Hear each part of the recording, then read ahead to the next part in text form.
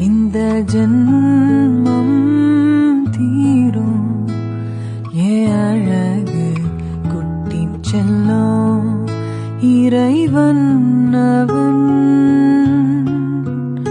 உருவம் எது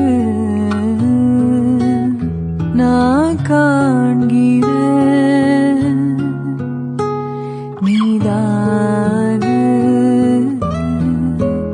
உன்னை